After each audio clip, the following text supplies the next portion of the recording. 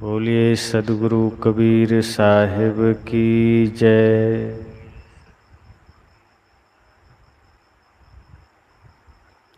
आप सभी को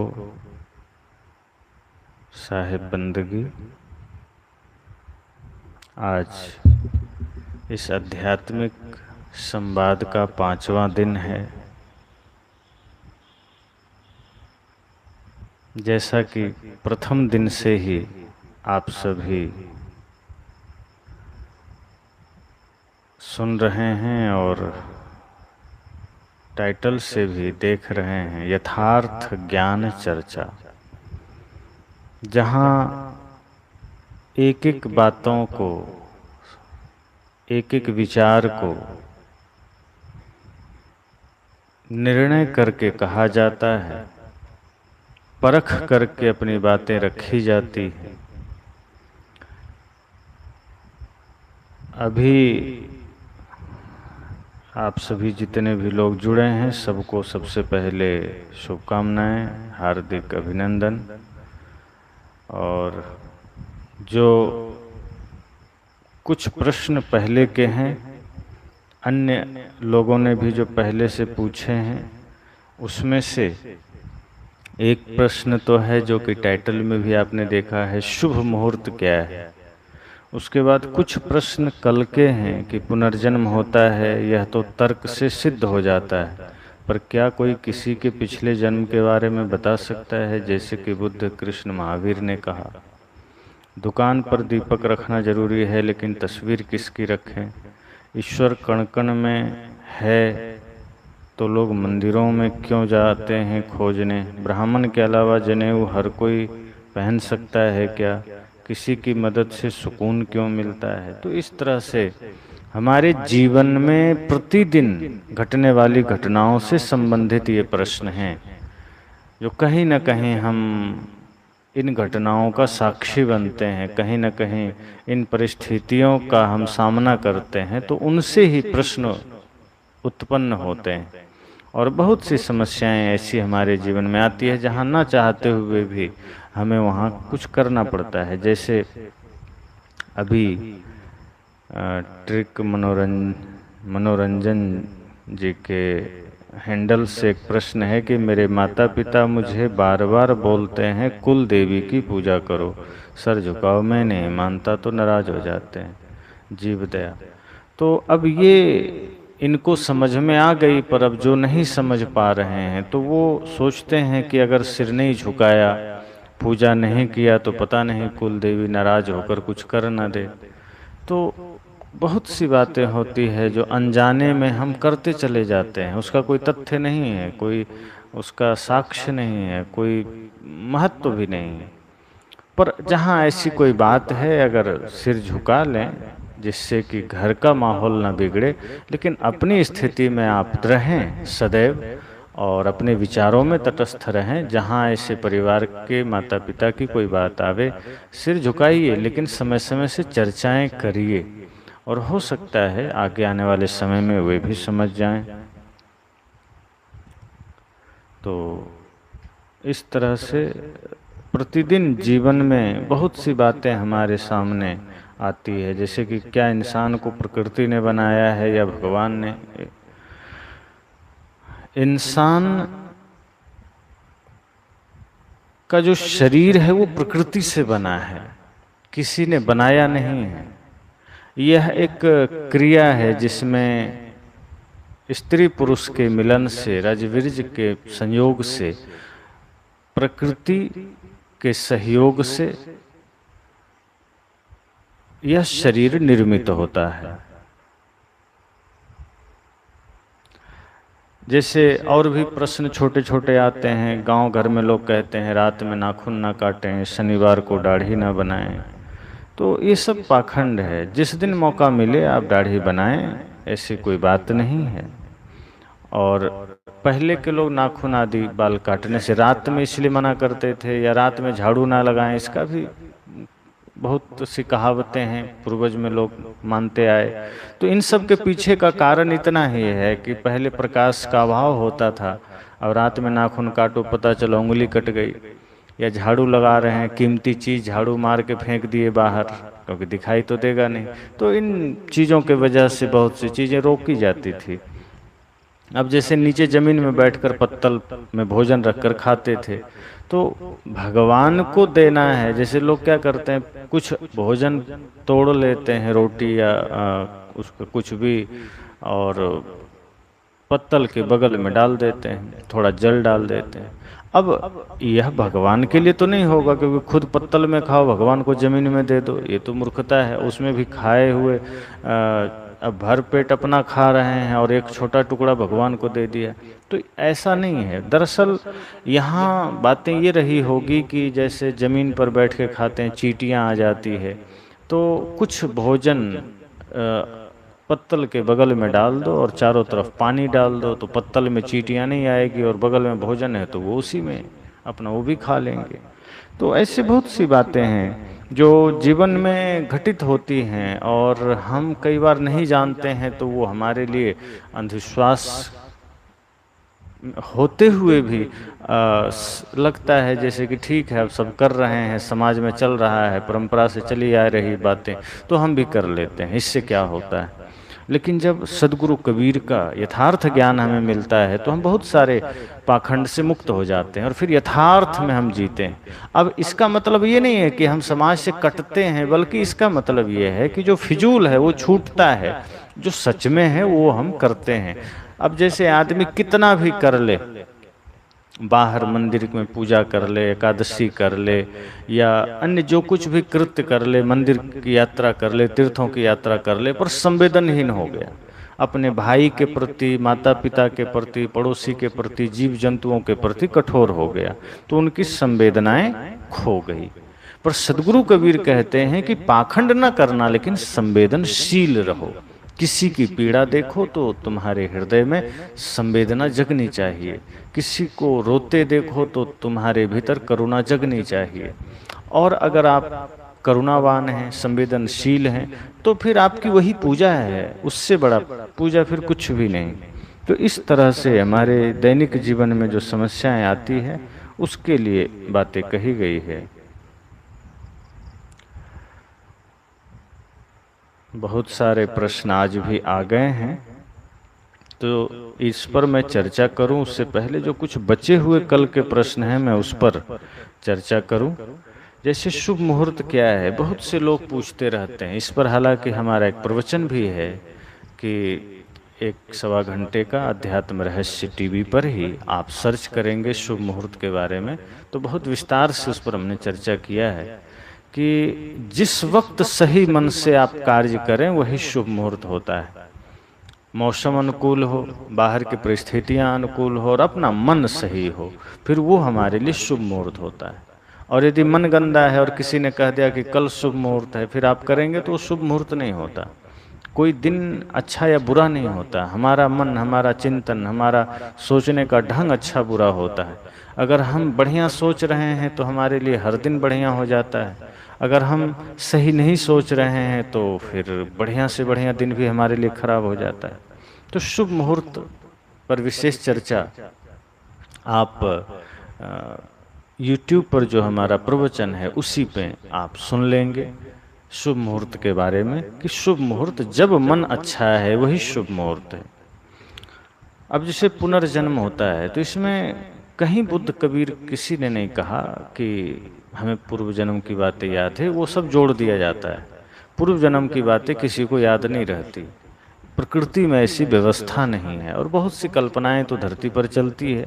बहुत से लोग इतनी कल्पनाएं करते हैं कि अब जैसे लोग कहते हैं मैं तो राम से मिला, मैं तो कृष्ण से मिला, मैं तो कबीर से मिला। अच्छे अच्छे गुरु धर्म गद्दी पर बैठकर कहते हैं कबीर साहब से मैं मुलाकात किया। अब ये एकदम सफ़ेद झूठ है। तो ऐसे ही पुनर्जन्म की बातें भी झूठी कल्पना है। दुकान पर दीपक रखना जरूरी है, लेकिन तस्वीर किसकी रखें? अगर आप दुकान करते हैं और दीपक रखना जरूरी है, बिल्कुल, दीपक ज्ञान का प्रतीक है, जरूर जलाएं दिया। और अगर तस्वीर रखनी है तो गुरु का रखें, माता पिता का रखें, महापुरुषों का भी रख सकते हैं, जो जिनसे भी आपको शुद्ध ज्ञान मिलता है, उन सभी महापुरुषों की तस्वीरें रखें, लेकिन गुरु का जरूर रखें। जो गुरु हैं या माता पिता हैं उनकी तस्वीरें रखें, और दिया चूंकि ज्ञान का प्रतीक है, फिर आप एक दिया जला दें।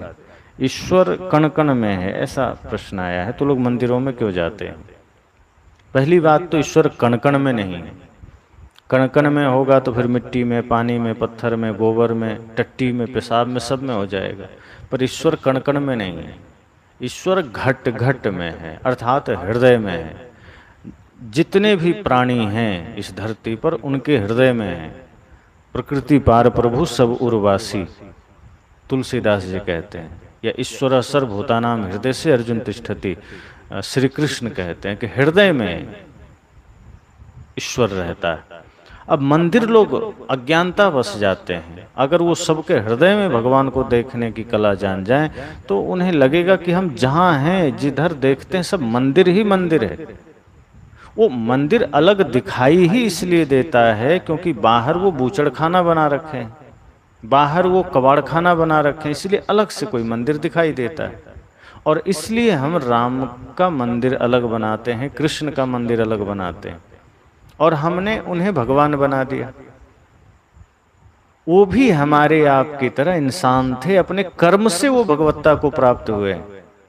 लेकिन हमारे लिए सरल होता है कि कोई भी महान काम किया तो हम उसे भगवान बनाकर पूजने की वस्तु बना देते हैं ताकि हमें कुछ करना ना पड़े। अब बहुत से लोग कहते हैं ना कि अरे साहब, हम लोग तो कहाँ साधारण आदमी, अरे राम जैसा हम थोड़े हो सकते, तो भगवान थे। कृष्ण जैसा कर्म हम थोड़े कर सकते हो तो भगवान थे। बुद्ध जैसा हम थोड़े कर सकते हो तो भगवान थे। ये सरल हो गया कि किसी को भगवान बना दो, फिर हमें उनके जैसा कुछ करना नहीं पड़ेगा। लेकिन ऐसा नहीं है, वो भी साधारण इंसान थे, अपने जीवन में महान कर्म कर्तव्यों को धारण किया, पुरुषार्थ को धारण किया, मर्यादा को धारण किया, और धीरे धीरे वो भगवत स्वरूप हो गए, परमात्मा स्वरूप हो गए, परमात्मा बन गए। हम भी कर सकते हैं, लेकिन हमें मंदिर बनाना भी सरल लगता है कि महापुरुषों को कहीं गांव नगर के बाहर या कहीं चौक चौराहे में मंदिर बना दो, उसमें बंद कर दो, ताले लगा दो। फिर राम का निवास जो कि हृदय में होना चाहिए था, हमें जरूरत नहीं पड़ती। हम सोचते हैं अगर राम का निवास हृदय में हो गया तो फिर रावण कहाँ बैठेगा, और हमारे भीतर तो रावण का निवास है, हमारे भीतर तो दैत्यों का निवास है। तभी तो आदमी छल करता है, कपट करता है, पाप करता है, झूठ बोलता है। जिस हृदय में राम कृष्ण बुद्ध महावीर कबीर का निवास होगा वो व्यक्ति गलत नहीं कर सकता। तो आदमी ने चालाकी किया, भगवान बनाकर उनके मंदिर बना दिए ताकि भगवान तुम वहीं रहो, ताले मार दिया। अब जितने मजबूत ताले जेलों में नहीं होते, उससे ज्यादा मजबूत ताले मंदिरों में होते हैं। किस लिए? मंदिर में किसका भय है? जिस परब्रह्म परमात्मा को तुम मंदिर में बंद कर रखे हो, तो क्या उनके निकल भागने का भय है या उनकी मूर्तियां चोरी हो जाने का भय है? और यदि वे परब्रह्म परमात्मा हैं तो फिर उन्हें बांध कर कैसे तुम साबित क्या करना चाहते हो कि उन्हें बांध दिया, मंदिरों में बंद कर दिया, जैसे वो भगवान नहीं कोई कैदी हो। तो परब्रह्म परमात्मा को आप जीवित प्राणियों में तो देख नहीं सके, मूर्ति बना करके उन्हें मंदिरों में बंद कर दी। ऊपर से कहते हो भगवान है, परब्रह्म परमात्मा है, और ऊपर से उनकी सुरक्षा में भी कैमरे लगा दिए, पुजारी रख दिए, मजबूत ताले लगा दिए। तो ये सारी बचकानी हरकतें हैं। कृष्ण के या शालिग्राम के बाल स्वरूप का देखो कितना वर्णन चलता है। लोग अपने बच्चे की भांति बनाकर उनके साथ मजाक करते हैं, खिलवाड़ करते हैं कि हम भगवान को पहना रहे हैं, ओढ़ा रहे हैं, नहला रहे हैं, धुला रहे हैं, बाथरूम करा रहे हैं, भगवान बीमार हो गए, गर्मी लग रही है। सब बचकानी हरकतें चलती है भगवानों के साथ। एक तरफ हम कहते हैं ये परब्रह्म है, परमात्मा है, भगवान है, और खेल हम उनके साथ बड़ा ही मजाक वाला करते हैं। तो महापुरुषों को हमने भगवान बना दिया और उन्हें मंदिरों में बंद कर दिया। ये बिल्कुल विरोधाभास है। बल्कि महापुरुषों को मंदिरों से मुक्त करने की जरूरत है, ज्ञान को शास्त्रों से मुक्त करने की जरूरत है, और महापुरुषों को मंदिरों से मुक्त करने की जरूरत है। आज हमारे घर में, आंगन में, हृदय में महापुरुषों की आवश्यकता है। हमने मंदिरों में बंद कर दिया तो हमारे हृदय में राक्षसों का डेरा हो गया। अब जिस हृदय में राम को बैठना था, कृष्ण को बैठना था, बुद्ध महावीर कबीर को बैठना था, वहाँ राक्षस बैठ गए। तो हमारे परिवार में, समाज में हम सामंजस्य नहीं बिठा पाते, फिर लड़ाई झगड़े चलते हैं, स्वार्थ की लड़ाइयाँ चलती, काम क्रोध लोभ मोह का बोलबाला हो जाता है। अब राम तो मंदिर में निवास कर रहे हैं, उनसे तो हमें कोई लेना देना नहीं। सप्ताह महीना में एक बार चले गए या सुबह शाम कभी चले गए, हाथ जोड़कर चले आए। तो ये मजाक भगवानों के साथ चलते हैं, और ये अज्ञानता ही है कि लोग मंदिर पहुंच जाते हैं। तो ईश्वर कण कण में नहीं, घट घट में है। और अगर हमारी विवेक की दृष्टि जग जाए तो हम भगवान को हर जगह देख सकते हैं। ब्राह्मण के अलावा जनेऊ हर कोई पहन सकता है क्या? पहनना ही क्यों है जनेऊ? क्या लेना देना? पहन तो हर कोई सकता है, आप भी पहनो, कोई भी पहनो, कोई भी पहन सकता है। पर पहनने की जरूरत क्या है? जनेऊ का कोई ज्यादा विशेष अर्थ नहीं, और अगर इच्छा है पहन सकते हैं। गुरु के द्वारा माला दिया जाता है, माला पहनिए दीक्षा में, गुरु का माला धारण करिए, उसमें सब हो जाता है। जनेऊ पहनने की इच्छा है कोई भी पहन ले, उसमें क्या है? हालांकि पंडित पुरोहित कहेंगे नहीं, जिसका यज्ञोपवीत होता है वही पहन सकता है, तो ये सब भ्रम है। आपको इच्छा है आप पहन सकते हैं, बाकी जरूरत है ही नहीं पहनने की।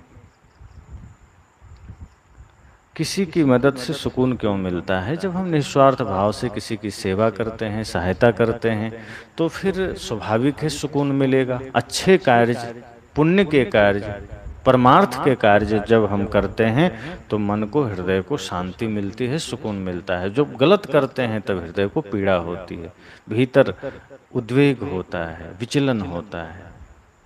तो इस तरह से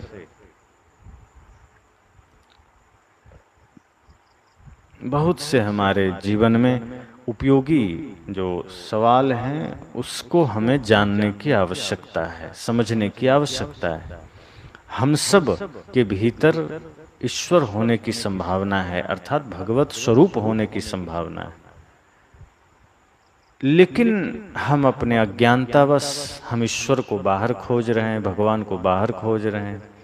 राम ने जो किया, कृष्ण ने जो किया, अन्य महापुरुषों ने जो किया, हम उन्हें भगवान बना करके अलग कर दिए, और फिर सोचते हैं कि हम तो क्या ही कर सकते हैं। इसलिए आज भी हम हाथ पर हाथ जोड़कर बैठे हैं कि समाज में जो समस्या है, राष्ट्र में जो समस्या है, इसके समाधान के लिए कभी राम जी आएंगे, कृष्ण जी आएंगे।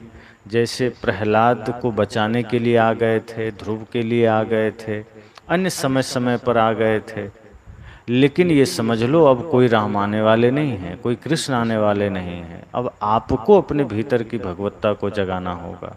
अगर राम को आना होता तो भगत सिंह को जब फांसी हो रही थी तभी आ जाते, खुदीराम बोस को जब फांसी हो रही थी तभी आ जाते, उधम सिंह की फांसी रुकवाने आ जाते, चंद्रशेखर आजाद को बचाने आ जाते, भगत सिंह के साथ अन्य जितने भी लोग शहीद हुए, राजगुरु सुखदेव बिस्मिल, उन सबको बचाने आ जाते, लक्ष्मीबाई को बचाने आ जाते, वीर शिवाजी महाराणा प्रताप को बचाने आ जाते, नेताजी सुभाष को बचाने आ जाते, गुरु गोविंद सिंह जी के 2 सुपुत्र को बचाने आ जाते, खुद गुरु गोविंद सिंह जी को बचाने आ जाते। लेकिन नहीं, भगवान की उम्मीद में अगर आप बैठे हैं तो सब कुछ लूट जाएगा।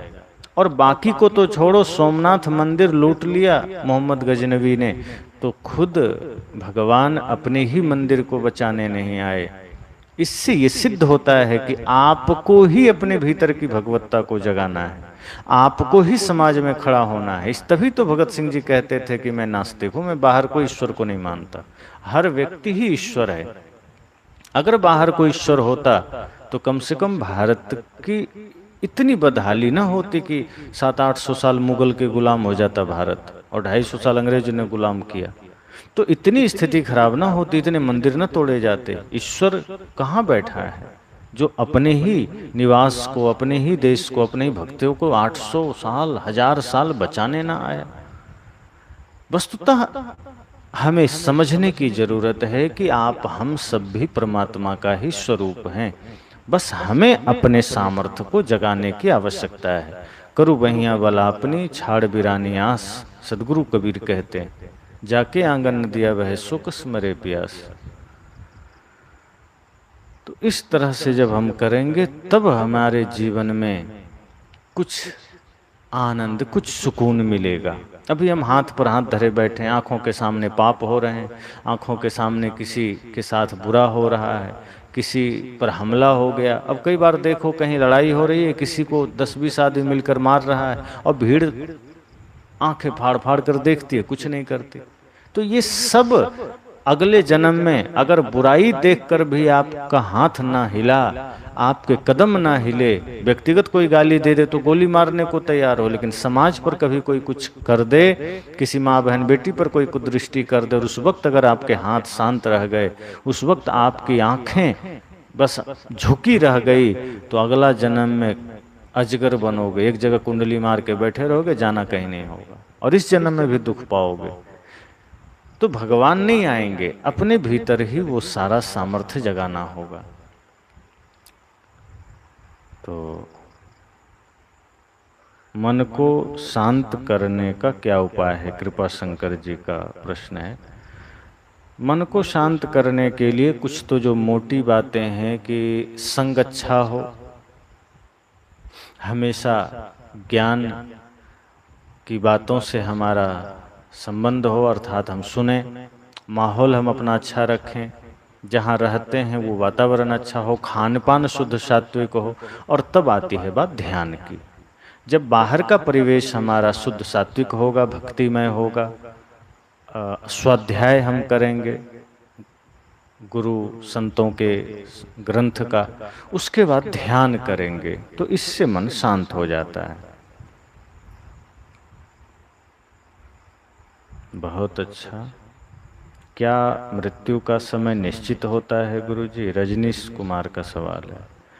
कर्म के अनुसार मृत्यु निश्चित तो होती ही है कि जिस तरह का हम कर्म करते हैं, जिस तरह का हम संस्कार लेकर आते हैं, या जो अभी हम करते हैं उस हिसाब से सांसें हमारी निर्धारित हो जाती है कि इतने समय में ये जीवन समाप्त होगा।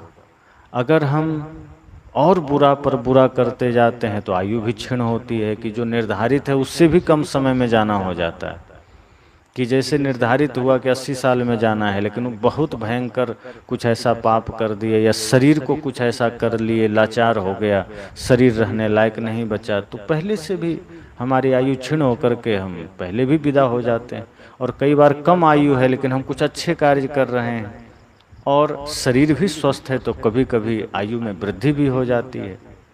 लेकिन कभी कभी स्वस्थ व्यक्ति भी चला जाता है, तो ऐसा कोई कर्म उनका महान नहीं हो पाता, या कुछ ऐसे संस्कार बन जाते हैं कि जाना भी हो जाता है, कि उनके या तो कार्य पूरे हो जाते हैं तो उनको जाना भी हो जाता है। तो मृत्यु सबका अपने कर्मों के अनुसार निश्चित है।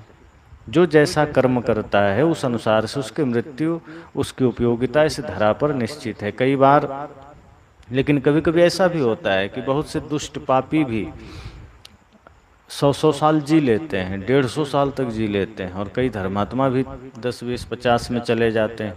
तो सब कर्मों का खेल है कि कुछ हमारे पूर्व के इस जन्म के कर्म ऐसे होते हैं जहाँ हमारे लगता है कि कार्य पूर्ण हो गए या फिर आयु पूरी हो गई, और फिर मृत्यु हमें उठा लेती। उतना ही आयु हमारा लिखा था, तो हम कितना भी अच्छा करते हैं वहीं पर हमारा जीवन विराम हो जाता है। तो ये निश्चित होता है कर्म के अनुसार।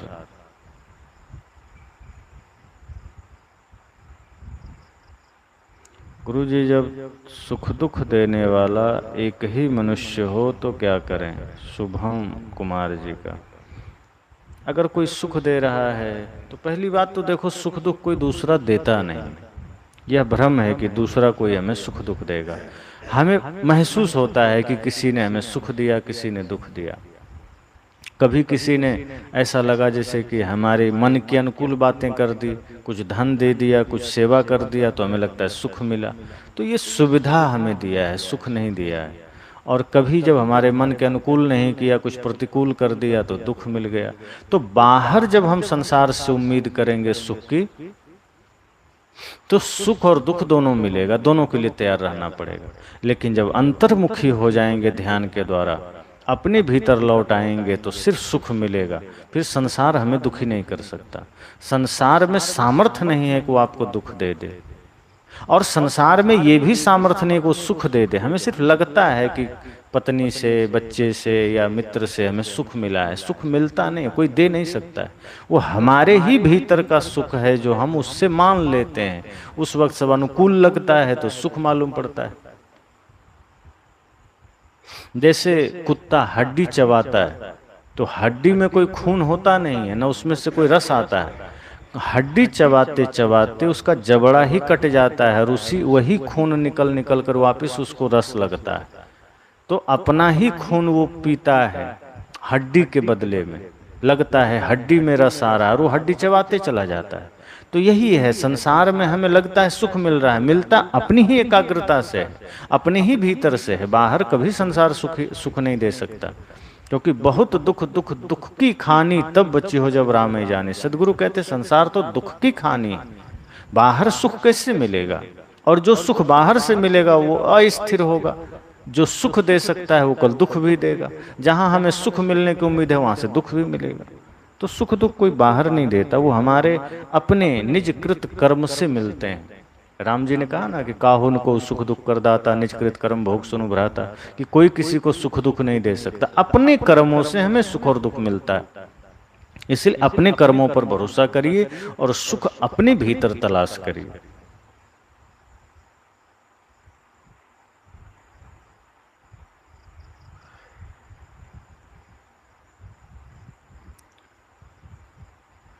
क्या श्री राम और कृष्ण ने मूर्ति पूजा किया था? अब कहीं कहीं वर्णन आता है, लेकिन बहुत विशेष वर्णन नहीं आता है। कृष्ण जी के बारे में तो आता है कि बल्कि उन्होंने इंद्र पूजा का निषेध किया था, और राम जी के बारे में कहीं कहीं आता है कि उन्होंने शिव जी का मूर्ति बनाकर या शिवलिंग बनाकर पूजा किया है इस तरह से। लेकिन विशेष उन्होंने लोगों के साथ मधुर व्यवहार किया, लोगों की सेवा की, संत गुरुजनों की सेवा की, छोटे बड़े का भेदभाव मिटाकर सब में परमात्मा को देखने का भाव रखा।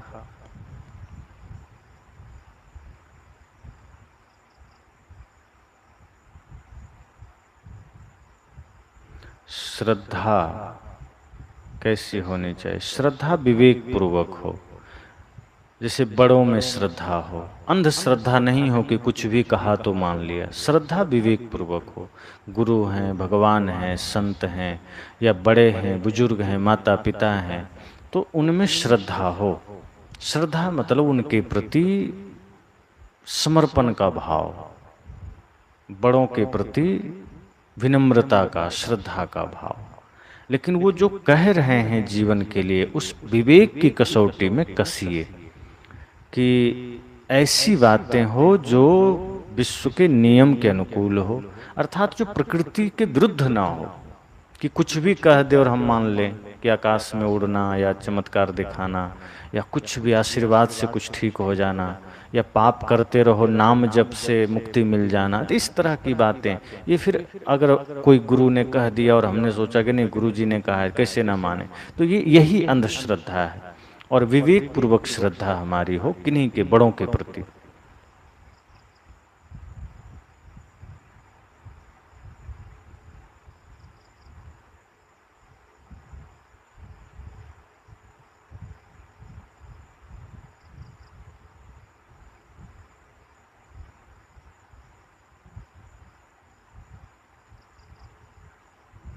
मतलब जैसे जख्म और मरहम एक है, शक से तो क्या करें?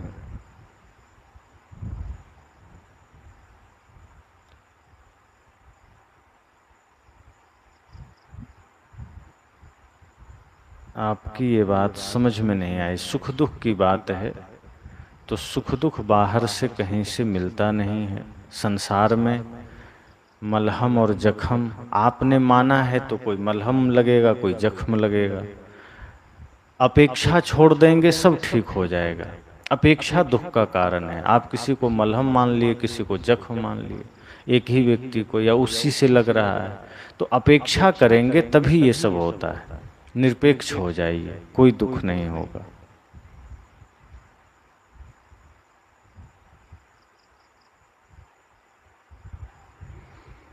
सभी को साहिब बंदगी।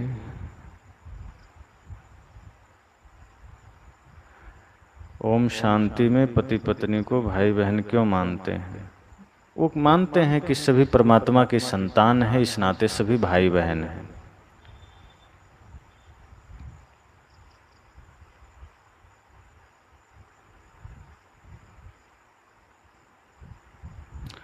विपिन कुमार जी का सवाल है, गुरुजी कबीर पंथ में क्या जनेऊ पहनते हैं? नहीं, कबीर पंथ में जनेऊ नहीं चलता। कबीर पंथ में गुरुजी का दिया हुआ माला चलता है, और ये उससे भी ऊपर है।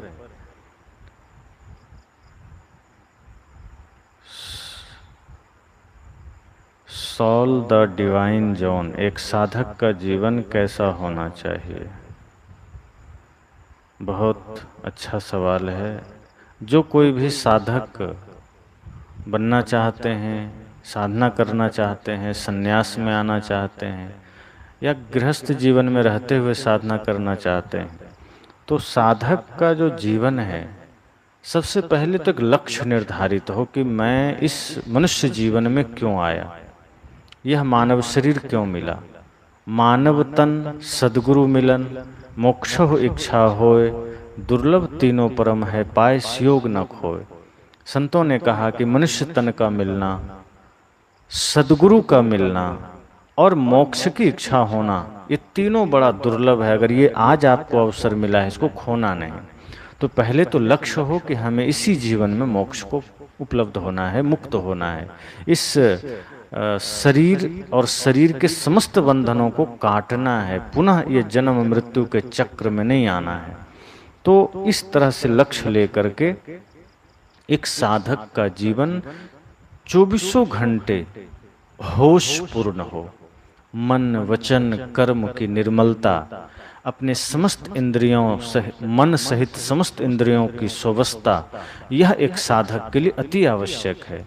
वाणी, जो भी हमारे साधन है संसार से जुड़ने, जानने, समझने को, चाहे वो नेत्र हों या हमारे कान हैं या मुख है जिसे हम बोलते हैं, ये वाणी आदि जितने भी साधन हैं, मन है, इंद्रियां हैं, ये सब हमारा अपने नियंत्रण में हो, सुबह हो। साधक का मतलब ये है जिसका जीवन सधा हुआ है।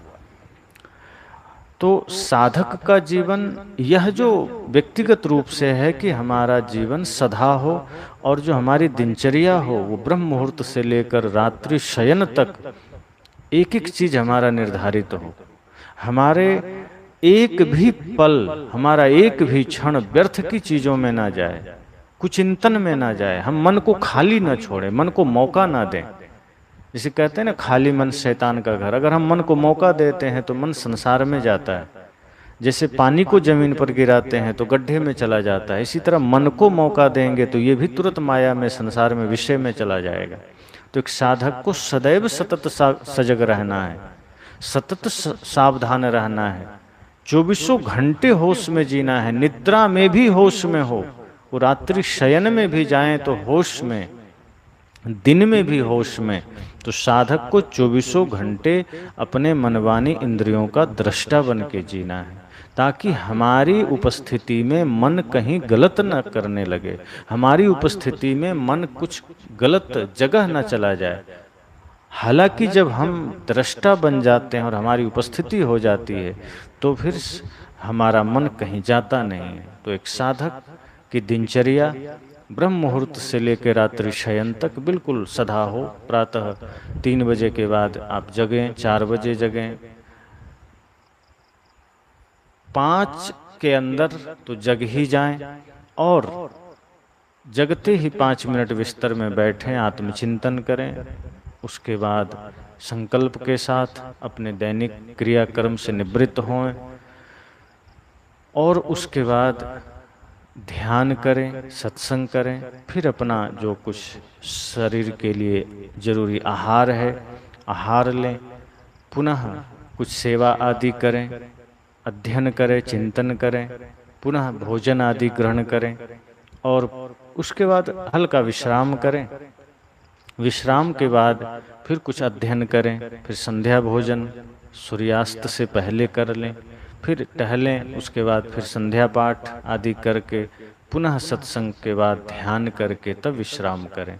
24 घंटे मन को सेवा, साधना, स्वाध्याय में लगाएं। यह साधक का कर्तव्य है। सन्यास किसे कहते हैं? जो स्वयं में स्थित हो जाए वही सन्यास है। जो अपने भीतर लौट आए वही सन्यास है। जैसे संसार में लोग कहते हैं कि किसी ने बिजनेस छोड़ दिया, किसी ने खेलना छोड़ दिया तो उसने सन्यास ले लिया, मतलब वो छोड़ दिया उस कार्य को। लेकिन पूर्ण अर्थ सन्यास का होता है जिसने माया, मोह, छल, कपट, राग, द्वेष सब छोड़ दिया, जिसने बाहर के जितने भी संबंध है उस सब को छोड़ दिया, मन से छोड़ दिया, जिसके लिए अब सिर्फ स्वयं ही है।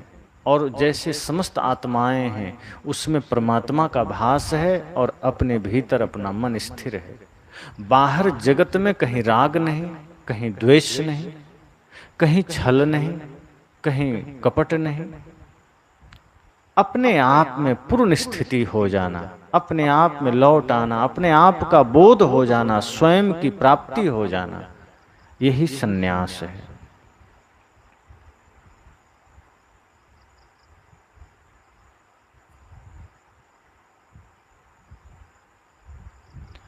अभयराज जी कह रहे हैं, साहिब बंदगी साहिब जी, हम किसान हैं, छोटे छोटे जीवों की हत्या हो जाती है। अब आपका लक्ष्य हत्या करना तो नहीं है, आप खेती करेंगे तो छोटे मोटे जीव की हत्या तो हो जाएगी। अब कोई कितना भी चाह ले कि हम किसानी करें और जीव की हत्या ना हो, तो वो ऐसा संभव नहीं।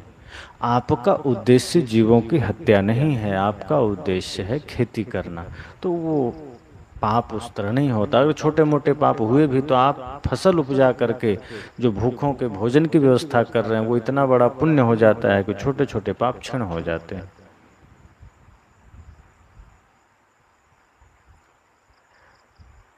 हटवल मुकुंद जी कह रहे हैं, बेटा बेटी की शादी कैसे करना चाहिए? अब शादी अगर योग्य हो गए हैं, संतान योग्य है, बेटा बेटी की शादी करनी है, तो सबसे पहले तो आपने अगर अच्छे संस्कार दिए हैं, मानवता सिखाई है, इंसानियत सिखाई है, तो उनके लिए अगर आप वर वधू की तलाश कर रहे हैं तो आप यह देखिए कि वहाँ भी इंसानियत है कि नहीं। घर द्वार पैसे से पहले आप संस्कार देखिए, विचार देखिए। अगर कोई गरीब भी है और संस्कार प्रबल है, इंसानियत है, मानवता है, तो यह देखिए। दूसरी बात है कि आप यह मत देखिए कि हाँ हमारी जाति एक होनी चाहिए, आप ये देखिए इंसान सही होना चाहिए।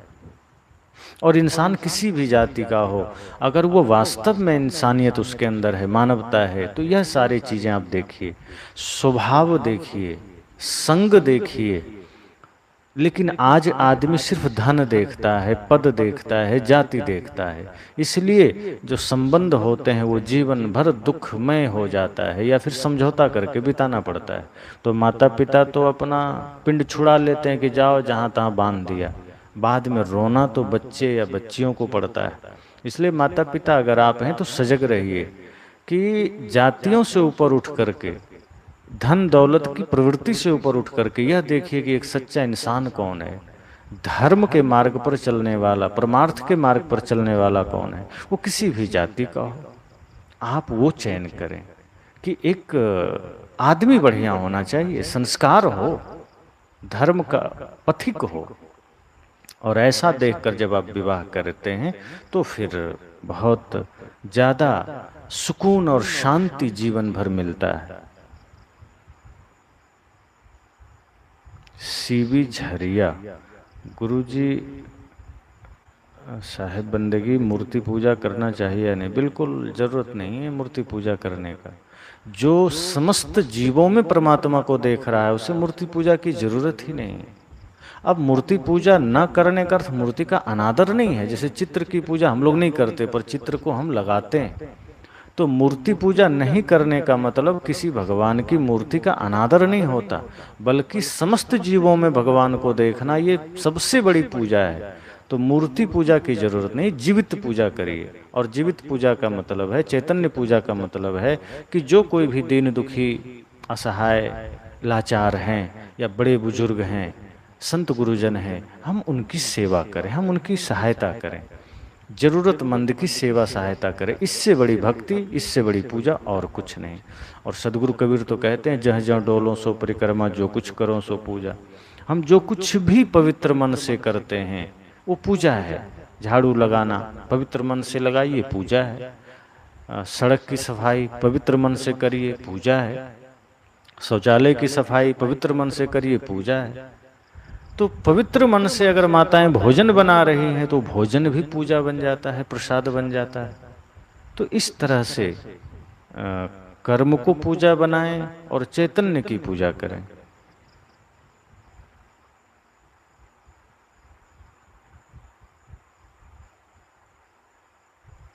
क्या मुझे दान पुण्य से, सेवा से मेरा कल्याण हो जाएगा?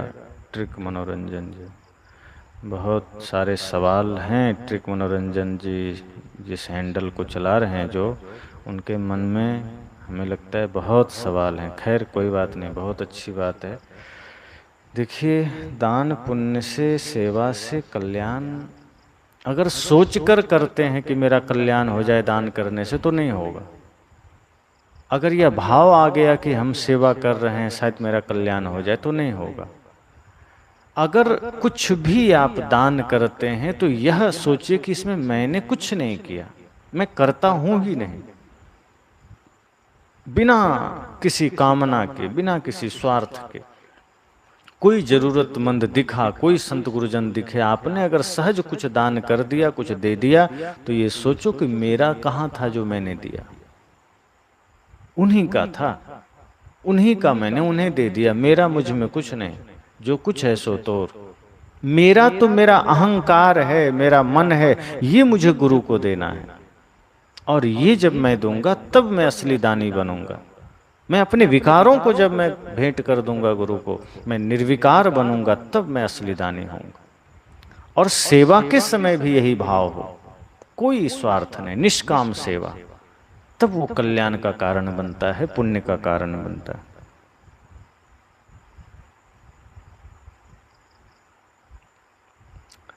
रमेश मीना जी, गुरुजी साहिब बंदगी जयपुर में आश्रम है। आश्रम तो हैं, अन्य संतों के आश्रम हैं जगह जगह पर, हमारे तो नहीं, अन्य संत जन वहाँ रहते हैं। विपिन कुमार जी, ऋषि मुनि संत साधु सन्यासी में अंतर क्या है? प्रकारांतर से देखो, अर्थ सबका एक ही है, लेकिन अलग अलग नाम दिए गए। अब जैसे पूरा काल में ऋषि जो होते थे, कहा जाता है वो तपस्या करते थे और बहुत सी चीज़ों का खोज करते थे, रिसर्च करते थे, तो उन्हें ऋषि कह दिया गया। वो खोजबीन करना, तमाम चीज़ें, जैसे आज के जो वैज्ञानिक होते हैं। मुनि उन्हें कह देते थे जो मौन रहते थे, मनन करते थे। संत जो सामान्य रूप से शांत जीवन जी रहे हैं, संत मतलब शांत होकर के, और समाज से कोई ज़्यादा लेना देना नहीं है, बस अपना विचरण कर रहे हैं, जगह जगह ज्ञान प्रचार कर रहे हैं।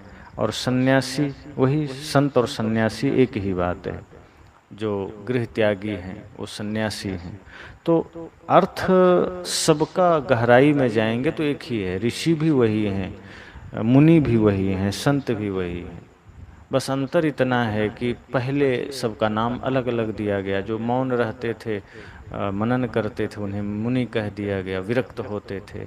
और जो ऋषि हैं वो शादीशुदा भी होते थे, गृहस्थ जीवन में होते थे, पर अच्छे ब्रह्म ऋषि भी हुए हैं, ज्ञानी ऋषि भी हुए हैं, जो शादीशुदा होते हुए भी सत्य की खोज करते थे, विज्ञान के रूप में भौतिक वस्तुओं की खोज करते थे, तो उन्हें ऋषि कहा जाता था। बाकी साधु जो जिन्होंने अपने जीवन को साध लिया है, जो साधना में रहते हैं, तो संत साधु सन्यासी एक ही बात है, मुनि ये सब एक ही बात है, ऋषि थोड़ा अलग है।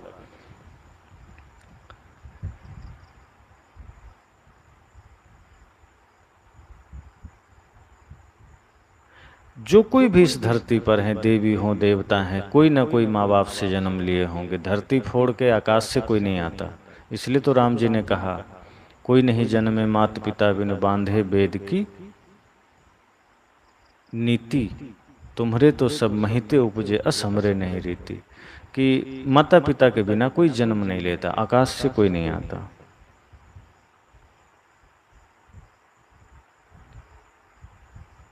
संत कबीर शंकर जी किसकी पूजा करते थे? लवकुश मौर्य जी का सवाल है। सदगुरु कबीर की जो पूजा है वो कर्म है, कि वो अपने कर्म को पूजा मानते थे। अगरबत्ती घुमा करके मंत्रोच्चार करके वो किसी की पूजा नहीं करते थे। सम्मान सबका करते थे, श्रद्धा सब में रखते थे, लेकिन वो अपने कर्म को पूजा बनाए थे। तो जो कुछ भी करते थे वो पूजा ही था। समस्त जीवों के प्रति उनकी पूजा का भाव था। अलग कहीं कोई पत्थर मूर्ति, अलग से कोई ईश्वर ब्रह्म परमात्मा नहीं। सब घट मेरो साइया, ये भाव था उनका। मैं रोवो या जगत का, यह भाव था उनका। कोई घट खाली नहीं था परमात्मा के बिना, यह भाव था उनका। तो समस्त जीवों की पूजा करते थे। एक चींटी के प्रति भी उनके हृदय में उतनी ही करुणा थी, उतना ही प्रेम था। और वो उनकी पूजा समस्त सृष्टि को मंदिर मानकर होती थी। उनकी पूजा संपूर्ण दुनिया को देवालय मानकर होती थी। तो इस रूप में सदगुरु कबीर पूजा करते थे।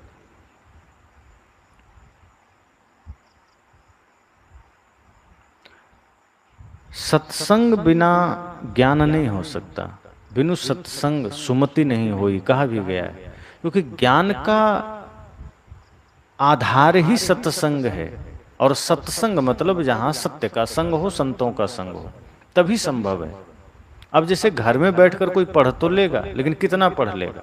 कोई कोई विरला होगा एकलव्य जैसा, जो घर बैठे शायद ज्ञान पा जाए, पर डिग्री कहाँ से लाएंगे? इसी तरह से बिना गुरु का संग किए पूरा ज्ञान नहीं हो सकता। अगर इतनी सी बात पूछने के लिए भी हमें गुरु का सहारा लेना पड़ रहा है, तो सोचो कि आत्मज्ञान कैसे हो जाएगा सरलता से? बिना गुरु के संभव नहीं है। कोई कोई विरले होते हैं जो जीवन में चलते चलते पा जाते हैं, बुद्ध और कबीर जैसे। सब वैसे नहीं होते। उन्हें भी फिर भी मार्ग में बहुत से भौतिक ज्ञान के लिए गुरु की आवश्यकता पड़ी, कुछ अन्य ज्ञान के लिए गुरु की आवश्यकता पड़ी, जप तप के लिए गुरु की आवश्यकता पड़ी। और अंततः जब परम तत्व को उपलब्ध हुए, परम ज्ञान को उपलब्ध हुए, तब भले ही कोई गुरु वहाँ नहीं थे, लेकिन बाहर बहुत से मार्ग में सहयोगी अन्य गुरु भी बने। तो गुरु के बिना नहीं होता। नीतू गुप्ता जी, साहब जी मेरा बेटा आपसे दीक्षा लेने के लिए कह रहा है, आपसे ही कह रहा है लेने को। अपने बेटे को सत्य मार्ग पर चलाना चाहते हैं। मेरी शुभकामनाएं हैं। और अगर कोई बालक अगर अध्यात्म से जुड़कर धर्म के मार्ग पर चलते हुए अपने जीवन को जीना चाहता है, व्यवहारिक जीवन में रहते हुए अध्यात्म को जीवन में धारण करना चाहता है, गुरु के मार्गदर्शन को, गुरु के आशीष को धारण करना चाहता है, तो हमारी शुभकामना है, मंगल कामना है। और जब जहाँ संभव हो जरूर आप उन्हें लाएं, या जब कहीं आसपास में सत्संग हो तो जुड़ें, और जरूर मार्गदर्शन मिलेगा।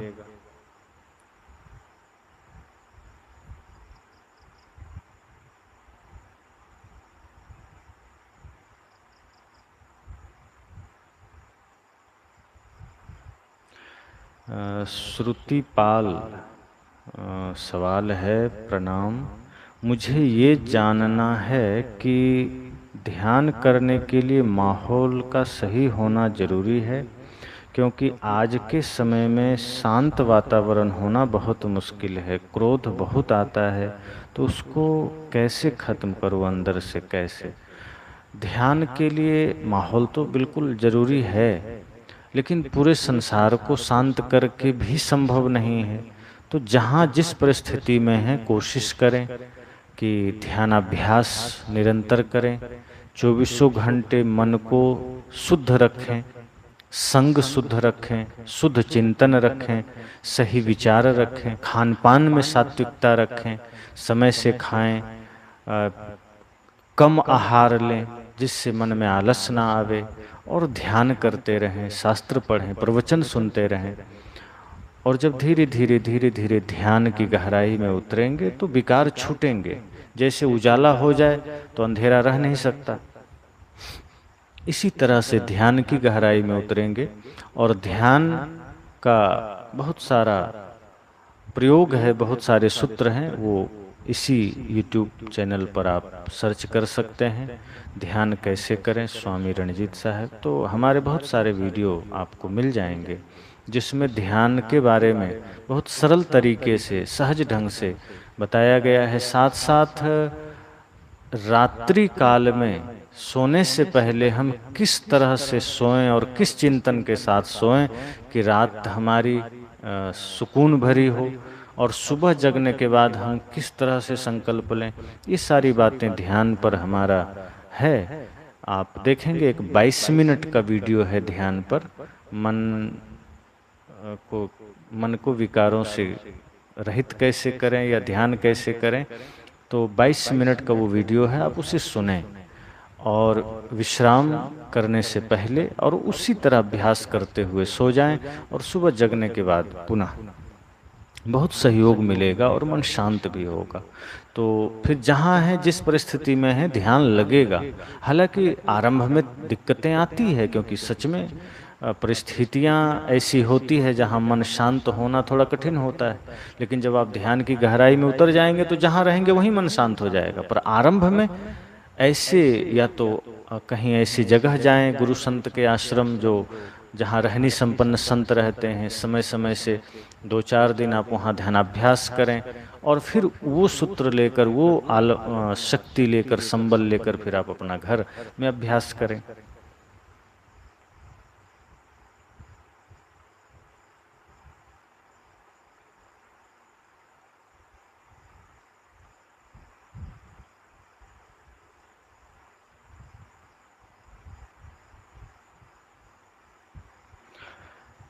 रंजन रुदानी जी का सवाल है, गुरुदेव आपके चरणों में कोटि कोटि वंदन।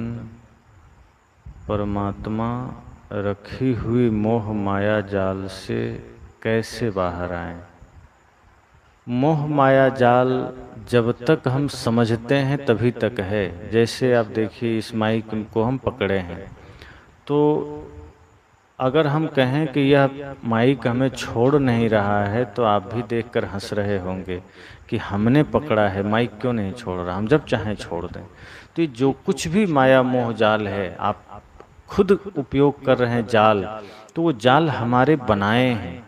हम जिस वक्त दोष दर्शन कर लेंगे, जिस वक्त हम उसकी सत्यता को समझ लेंगे, जिस वक्त हमें ये पता चल जाएगा कि सब क्षणिक है, प्राण निकलते ही न शरीर, न ये धन, न दौलत, न स्त्री, न पुरुष, न रिश्ते, न नाते, न संसार, कुछ नहीं, सब मिथ्या है, सबका संबंध मिथ्या है। तो जब हमें सबकी नश्वरता का पता चल जाए तो छोड़ने में थोड़ी भी कठिनाई नहीं होगी, वो जाल से हम बाहर आ जाएंगे। जब तक हम उस जाल को जाल नहीं समझते हैं तब तक हम काटने की चेष्टा नहीं करते।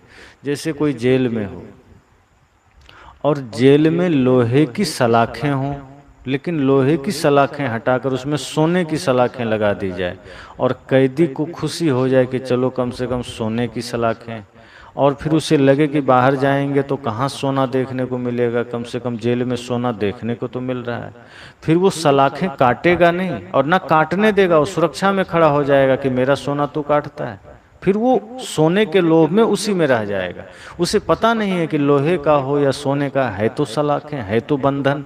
इसी तरह से जब हम माया के बारे में जान लेंगे कि है ही तो बंधन ही, ये तो हमें प्रपंच में ले जा रहा है, ये तो हमें फंसा रहा है, तो धीरे धीरे पता चलेगा कि नहीं, ये सब जाल है, इसे काटना पड़ेगा, तब हमें आनंद की प्राप्ति होगी। तो मोह जाल, माया जाल को काटने के लिए पहले समझना है कि ये जाल हमारा हितैषी नहीं है, ये जाल हमें फंसाने के लिए है। दोष दर्शन कर हम विकारों से मुक्त हो सकते हैं। दोष दर्शन करके, नश्वरता का चिंतन करके, क्षणभंगुरता का चिंतन करके हम समस्त जाल को काट सकते हैं, क्योंकि सब क्षणिक हैं।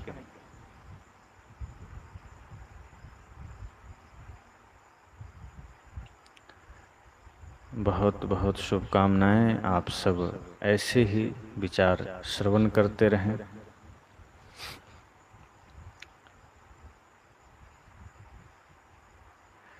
दुर्गेश सरवा जी कह रहे हैं कि साहेब बंदगी साहेब जी, गुरु की पूजा कैसे करें?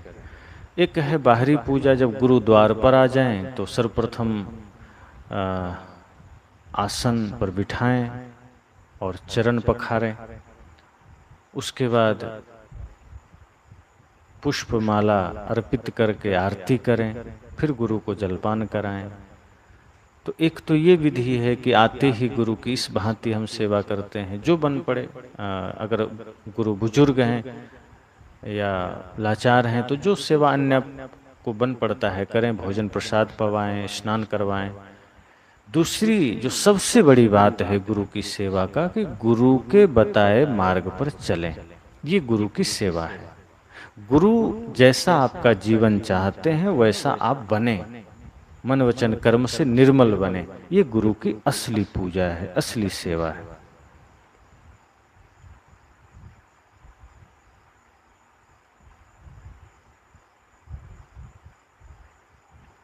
भुवनेश्वर महतो जी, मैं योग करते समय आपका प्रवचन लगाकर योग करता हूँ। बहुत बढ़िया, मंगल कामना है।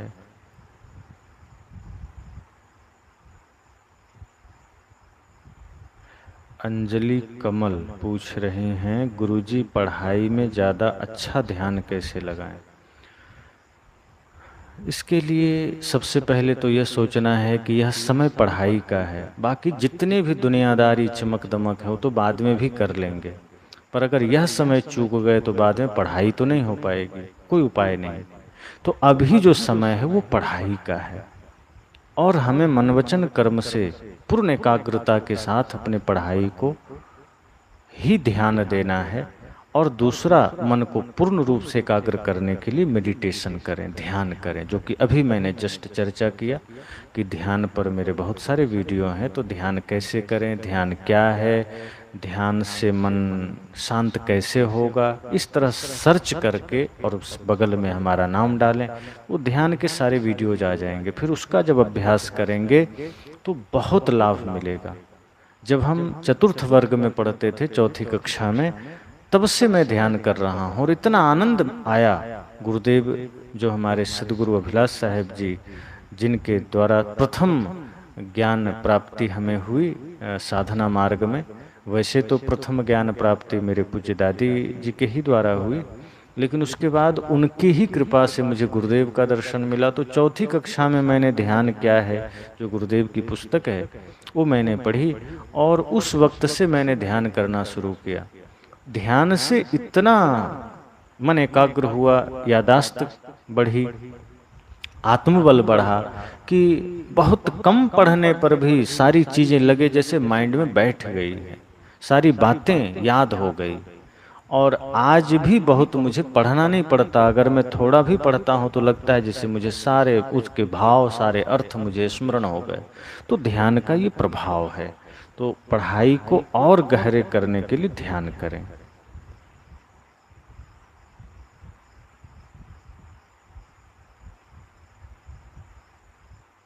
हाँ, आर्य समाज भी बढ़िया है, मूर्ति पूजा वो लोग भी नहीं मानते, मानवता की सेवा और इंसान को ही भगवान के रूप में देखते हैं। बहुत अच्छा कार्य कर रहे हैं।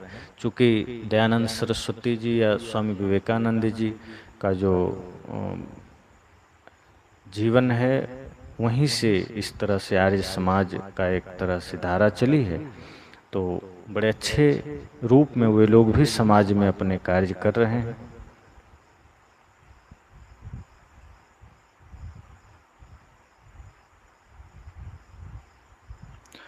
सोहन देवांगन जी साहेब बंदगी, गुरुजी घर में हम बहुत सारे भगवान की मूर्ति या फोटो लगाकर पूजा करते हैं, क्या एक ही भगवान का फोटो या मूर्ति रखें घर में? कबीर साहब जी के, सभी महापुरुषों का रखिए। पूजा से मतलब है कि ठीक है, दंडवत आप भाव से कर लेते हैं, पर यह जान लीजिए कि किन्हीं की भी रखेंगे वहाँ से मिलेगा कुछ नहीं, पूजा से कुछ नहीं मिलेगा। हाँ, उनकी तस्वीर को देख करके उनके आदर्शों को याद करिए, किन्हीं की भी हो, और फिर उन आदर्शों को जीवन में उतारने का प्रयास करिए। लेकिन चूंकि वो आदरणीय हैं, महापुरुष हैं, तो ज्ञान का प्रतीक दीप आप जला लें और आत्मिक भाव से नमन करते हुए अपने दिन की शुरुआत करें। तो कोई भी महापुरुष हैं जहाँ जिनकी भी तस्वीरें हैं, कोई हर्ज नहीं। सदगुरु कबीर तो हैं ही संत शिरोमणि, संत सम्राट। उन्होंने तो सबसे ज़्यादा मानवता की बात करी है, सबसे ज़्यादा करुणा, प्रेम और अहिंसा की बात करी है। उन्होंने सबसे ज़्यादा इंसानियत की बात की है। जाति गत जो भेदभाव था उस पर प्रहार उन्होंने की। लेकिन अन्य संत महापुरुषों का जीवन भी अनुकरणीय है, आदरणीय है। तो सभी महापुरुषों का अगर फोटो है तो कोई हर्ज नहीं। सबसे प्रेरणा लेने की जरूरत है। आप अगर महापुरुषों के फोटो से प्रेरणा लेते हैं तो समझो उनकी पूजा हो गई। पवन कुमार जी कह रहे हैं कि संत रामपाल जी बोलते हैं कबीर साहब ही सारी सृष्टि के मालिक हैं। वो मूर्खता की बातें हैं। कबीर साहब अपने को एक साधारण साधक कहते हैं, कहीं कबीर में दासन का दास। वो साधारण इंसान मानते हैं। कर्म से, साधना से वो भगवत स्वरूप हो गए, महापुरुष हुए, संतों में शिरोमणि हुए। सृष्टि की रचना जब वो खुद कहते हैं कि कोई नहीं रचा, ये स्वतः है, फिर उनके लिए ऐसा बोलना ये पागलपन है और कुछ नहीं है।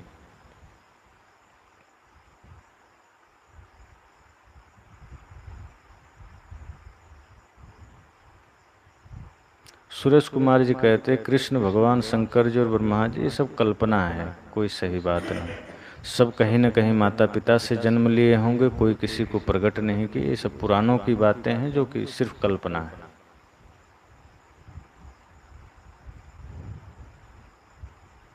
विभा भारती जी कहते हैं गुरुजी कबीर पंथी में चौका पान लेना, देखो पूजा की एक पद्धति है, असल में ज्ञान लेना जरूरी है। चौका पान गुरु संतों के प्रति अन्य कबीर पंथ के ही कई शाखाओं में एक परंपरा है और एक पूजा पद्धति है। अगर कोई लेते हैं तो ठीक, नहीं लेते तो कोई ठीक नहीं, तो भी ठीक।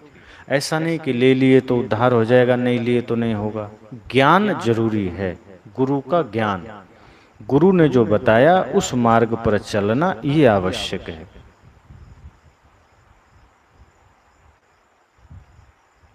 रमेश मीना जी, गुरु जी हमको दर्शन करना, कौन से आश्रम पर आएं?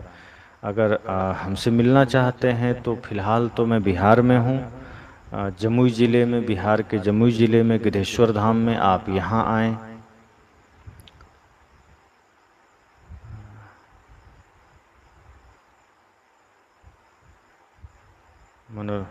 मनोरंजन जी हैंडल से, गुरुजी आपका सत्संग सुनते सुनते मेरा मन निर्मल हो गया। बहुत अच्छी बात है। सत्संग से अगर मन निर्मल हो जाए, हमारी और शुभकामना है ये निर्मलता सदा बनी रहे। और कहा भी गया है मन की तरंग मार लो बस हो गया भजन। तो ये सत्संग तो ऐसा ही है जहाँ अगर सच्चे अर्थ में श्रद्धा से हम सत्संग से जुड़ते हैं तो मन निर्मल हो जाता है। ये गंगा नदी से कम नहीं। गुरुजी कोई भजन सुनाएं, विपिन कुमार जी कह रहे हैं। ठीक है, ज़रूर सुना देंगे। अब तो समय हो गया है, तो कल आपका हम बात रख करके भजन जरूर सुनाएंगे।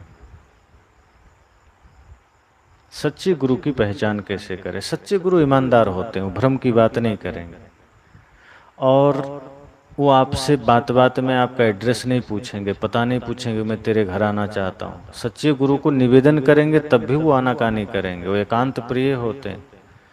सच्चे गुरु रहनी संपन्न होंगे, वो ईश्वर ब्रह्म बाहर है ऐसी बात नहीं करेंगे, तेरे बदले मैं कुछ कर दूंगा ऐसी बात नहीं करेंगे, मैं भविष्य भूत बता दूंगा ऐसी बात नहीं करेंगे। यथार्थ बोलेंगे, जो बोलेंगे सत्य बोलेंगे, ठोक कर बोलेंगे। तो सच्चे संत की पहचान यही है कि उनमें सच्चाई होगी, यथार्थ बोलेंगे, झूठ छल कपट भ्रम कुछ नहीं। ईमानदारी की बात, आकाश पताल की बात नहीं, जमीन पर चलने की बात, शुद्ध जीने की बात। भीड़ हो ना हो वो यह चर्चा कभी नहीं करेंगे छल छद्म की कि भीड़ बढ़ जाए। तो सच्चे गुरु कभी भी साधक के या भक्त के पीछे नहीं पड़ते, वो अपनी मस्ती में रहते हैं। आप पूछेंगे बार बार, आप बुलाएंगे तब भी जल्दी नहीं जाएंगे। लेकिन जो नकली गुरु हैं, आप हल्का सा इशारा कर देंगे तो आपका एड्रेस, मोबाइल फ़ोन सब लिख लेंगे कि ठीक है चेलाराम आ रहा हूँ, फिर आपके घर पहुँच जाएंगे सेवा लेने।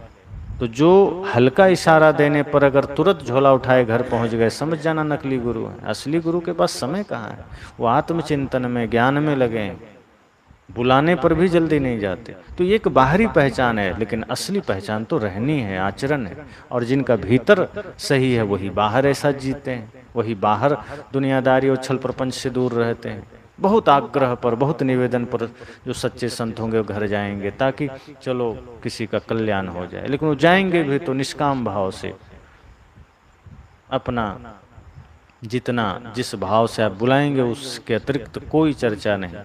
तो सच्चे गुरु की पहचान उनके रहने से, उनके ज्ञान से, उनके सच्चे बोध से होगा। वेश देख मत भूलिए, बूझ लीजिए ज्ञान, बिना कसौटी होत नहीं कंचन की पहचान। एक ही सवाल कई बार आ रहा है, पढ़ाई में मन नहीं लगता, क्या करें? ध्यान करें, अपने लक्ष्य के प्रति सजग हो जाएं। अन्य जो कुछ भी मोबाइल आदि का उपयोग कर रहे हैं आज, या अन्य जो कुछ भी, उन सब के प्रति थोड़ा विरक्ति ले लें और एक लक्ष्य बना लें कि यह समय पढ़ाई का है, यह समय अध्ययन का है। अन्य कार्य तो हम कभी भी कर लेंगे, अभी मुझे पढ़ना है। और ध्यान का सहारा लें, ध्यान से मन एकाग्र होगा। नाम सिर्फ रणजीत है, कोई स्वामी कहता है, कोई साहब कहते हैं, उस श्रद्धा का विषय है। तो नाम नाम है, बाकी चीजें तो लोग लगा देते हैं।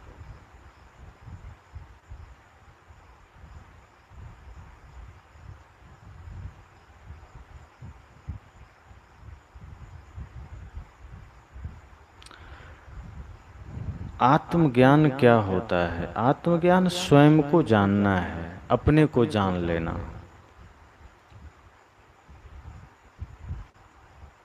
अपने को अपने से ही जानना है, कोई दूसरा थोड़े जानेगा। आत्मा अलग और मैं अलग नहीं। मैं अर्थात मैं को जान लेना।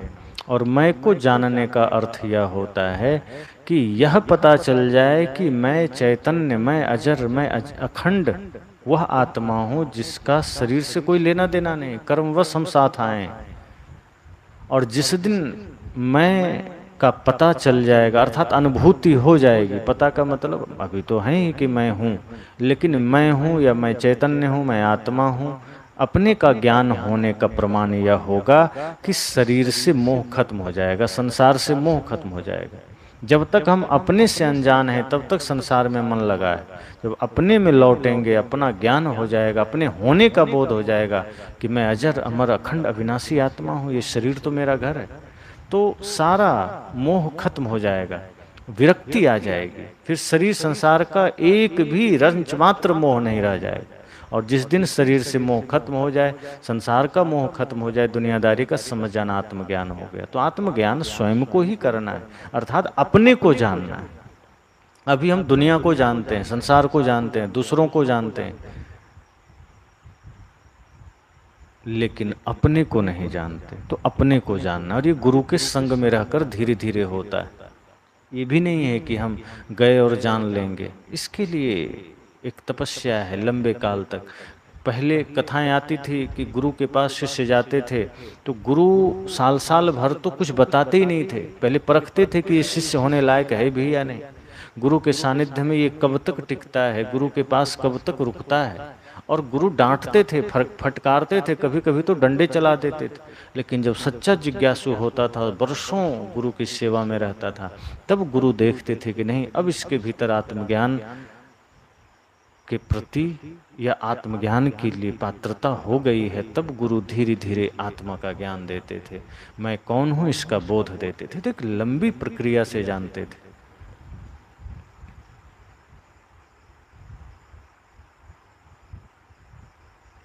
हाँ बिल्कुल कपिल, अंधविश्वास वही है जहाँ आंख बंद करके विश्वास कर लिया जाए किसी चीज में और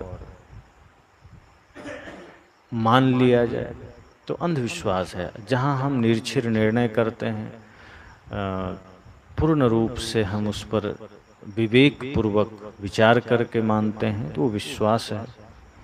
तो समय हो गया और गुरुजी हर कोई साहेब लिख सकता है नाम का, अपने से नहीं लिख सकते। वो साहेब लोग श्रद्धावश कहते हैं, और जो संत होते हैं उनके लिए ज़्यादातर प्रयोग होता है। बाकी समाज में कोई अधिकारी उनको भी लोग साहब कह देते हैं, तो कोई कह दे तो ठीक है। सम्मान सूचक शब्द अक्सर लोग लगा देते हैं, अपने से नहीं। मूर्ति पूजा सुनीता देवी जी कह रहे हैं, और समाधि पूजा, अंतर कुछ भी नहीं है। मूर्ति पूजो समाधि पूजो बात एक ही है। कर्म को पूजा बनाओ तब अंतर आएगा। समाधि की भी पूजा करना वही है, वो भी तो जड़ ही है, दोनों जड़ है, अंतर कुछ भी नहीं। पूजा तब अंतर होगा जब पूजा जीवित की होगी, अर्थात माता पिता गुरु एवं अन्य जीवित प्राणियों की सेवा हम करेंगे तब पूजा होगी। तो बहुत बहुत शुभकामनाएं। बहुत सारे प्रश्न आज भी थे जिस पर हमने थोड़ी थोड़ी चर्चा की। हम उम्मीद करते हैं कि इस तरह से आप अपनी जिज्ञासाएं रखते जाएं, धीरे धीरे विचारों से जुड़ते जाएं, और कोशिश करें यह जीवन जो सबसे महत्वपूर्ण बात है कि यह भक्ति के लिए मिला है। संसार में हम दौड़ रहे हैं अज्ञानतावश, संसार को पाने की ललक है अज्ञानतावश, बस तो सब छूटने वाला है। और शरीर जिस दिन छूटेगा उस दिन हम हाथ मलेंगे कि सब मिला था। उस धन के लिए जो धन साथ चलता, हम संसार का धन कमाने के चक्कर में जीवन खो दिए, हीरा सरीखा जन्म गंवा दिए। तो सजग हो जाना है, होश में आ जाना है, और एक ही बात कि समस्त जिज्ञासाओं को मिटाकर कि हमें मन वचन कर्म को निर्मल करके गुरु संत के बताए मार्ग पर चलना है और स्वयं को जानना है। और इसके लिए गुरु के संग में, संत के संग में हमें रहना पड़ेगा। अगर इसी जन्म में मुक्ति चाहते हैं तो गुरु संग में आना पड़ेगा। गृहस्थ जीवन में या बाहर थोड़ी मुश्किल है, मुश्किल क्या बहुत मुश्किल है, क्योंकि बाहर चारों तरफ माया का फैलाव है, और हम जहाँ भी बाहर जाएंगे आभास तो होगा कि हम अच्छा कर रहे हैं, पर माया हमें बांधती चली जाती है, माया हमें पकड़ती चली जाती है। तो इन सब से मुक्त होकर हमें गुरु के बताए भक्ति मार्ग पर, ज्ञान मार्ग पर चलना है। इसी के लिए जीवन मिला है। तो आप सबको बहुत बहुत शुभकामनाएं, मंगल कामनाएं। और आज आप सब पुनः जुड़े, इसके लिए शुभकामनाएं। कल हम फिर कुछ नए प्रश्नों के साथ, नई चर्चाओं के साथ आपके बीच उपस्थित होंगे 8 बजे। अभी आप विदा लें और सोने से पहले ध्यान करके जरूर सोएं बस।